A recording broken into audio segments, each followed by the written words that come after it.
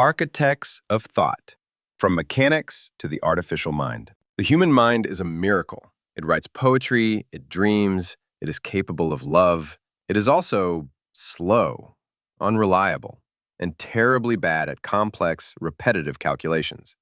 For millennia, our greatest ambitions in astronomy, engineering, science ran up against this fundamental wall. We could imagine more than we could calculate. A world bound by rail. To build cathedrals, we needed the abacus. To cross oceans, we required complex tables. Our progress was tethered to the speed of our own error-prone biological brains. And so, we began to dream of another mind. Not a mind of flesh, but a mind of gears and levers.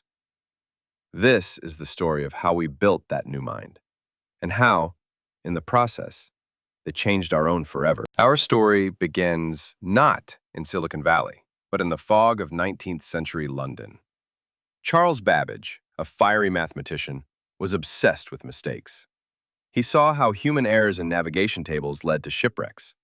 His solution was the difference engine, a giant steam-powered brass calculator that could compute without error. But this was just a warm-up. Babbage's true breakthrough was the analytical engine. It was a concept so far ahead of its time, it could not be built. It was the world's first programmable computer. It had a store, memory, and a mill, the processor, and it would be fed instructions via punch cards, the same cards used by the Jacquard loom to weave complex patterns into fabric. This is where the first shift in thinking occurs. Most saw a calculator, but Lord Byron's daughter, Ada Lovelace, a visionary mathematician, saw something more. She understood that if this machine could manipulate numbers, and if numbers could represent anything, musical notes, letters, images, then the machine could do more than just compute. It could create. The analytical engine, she wrote, might compose elaborate and scientific pieces of music. She wrote what is considered the world's first computer program. She was the first person to see the machine not just as a number cruncher, but as a general-purpose tool. The difficulty? Reality. The technology of the 19th century couldn't cope.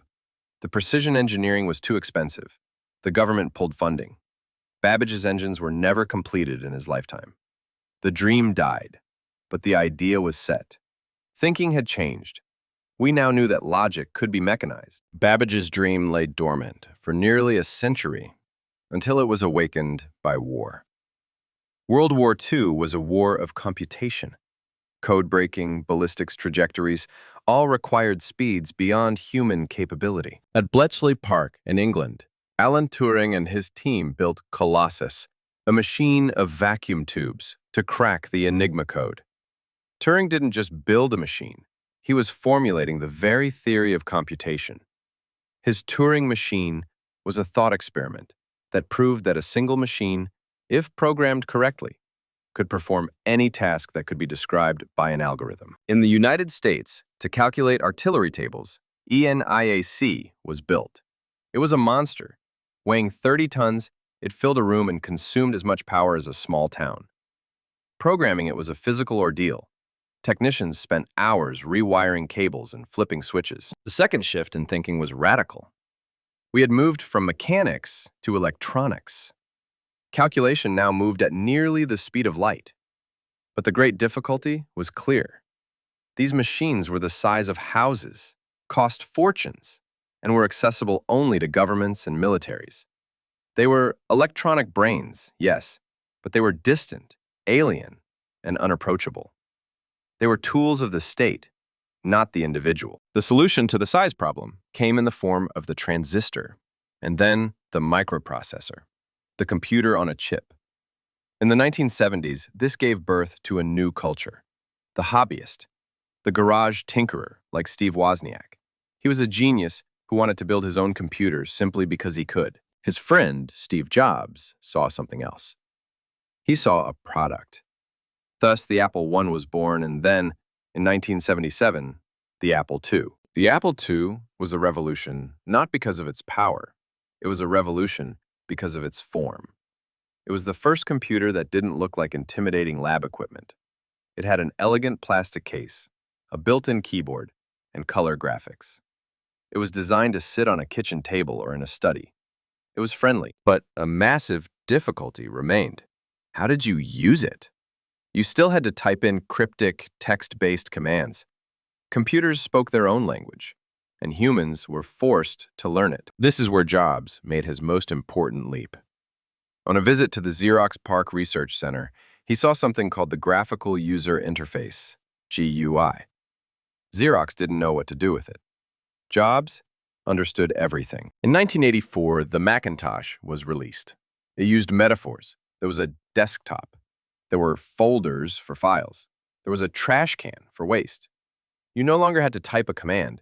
You simply pointed and clicked at what you wanted, using a new device called a mouse. This was the third and most profound shift in thinking.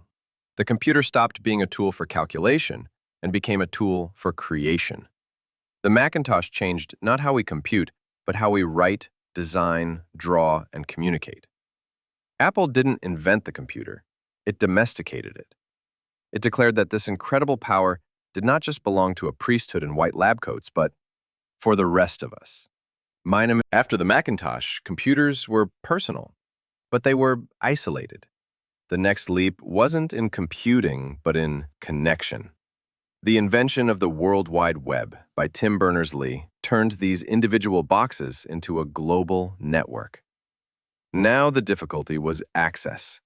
The network was on our desks, but not in our lives. Once again, Apple made the decisive move. In 2007, Steve Jobs introduced the iPhone. It was not just a phone. It was the Macintosh, shrunk to fit in your pocket. It combined three things: a phone, an iPod, and most critically, an internet communicator. The fourth shift in thinking was about persistence. The computer was no longer a place you went to. It became a part of you. It changed how we navigate. Maps were always with us. It changed our memory. We could Google any fact instantly. It changed our social lives. We were always on. We became the first cyborgs. Our biological brain now had a permanent, high-speed connection to the collective mind of humanity. We had taught machines to calculate, like Babbage. We taught them to be usable, like Apple. We connected them, like the iPhone. But all this time, we were programming them. We gave them step-by-step instructions. The final frontier was to build a machine that learns on its own. The idea isn't new. Alan Turing asked, "Can machines think?" back in 1950. But for decades, we lacked the computing power and the data. Now, thanks to the internet age, we have both in abundance. We have entered the era of deep learning and neural networks. This is a fundamentally different approach. Instead of writing code for every rule, like what a cat looks like, we show a machine 1,000,000 pictures of cats and say, "You find the pattern." This led to an explosion. AI can now see, hear, translate, and write with human, and sometimes superhuman, accuracy. And this is the fifth and current shift in thinking. We are moving from using machines as tools to interacting with them as partners. Generative AI doesn't just execute a command. It creates. It writes poetry in the style of Shakespeare. It paints masterpieces in the style of Van Gogh. It writes working code. The new difficulty is not technical. It is philosophical. If an AI can create, what is creativity? If an AI can reason, what is thought? For the first time, we have created a technology that doesn't just augment our labor, but challenges the very things we thought made us uniquely human. The journey from Babbage's analytical engine to ChatGPT has been a long one. From gears to vacuum tubes, from transistors to neural nets, each invention was not just a step forward in technology. It was a step that changed us. Ada Lovelace saw a machine that could create. Steve Jobs saw a machine that could empower. Today, we are seeing a machine that can think. We started this journey trying to build a tool to compensate for our weaknesses. We have ended by building a mirror, reflecting both our greatest talents and our deepest fears. The question is no longer, can machines think? The question is, how will we think in a world where they do?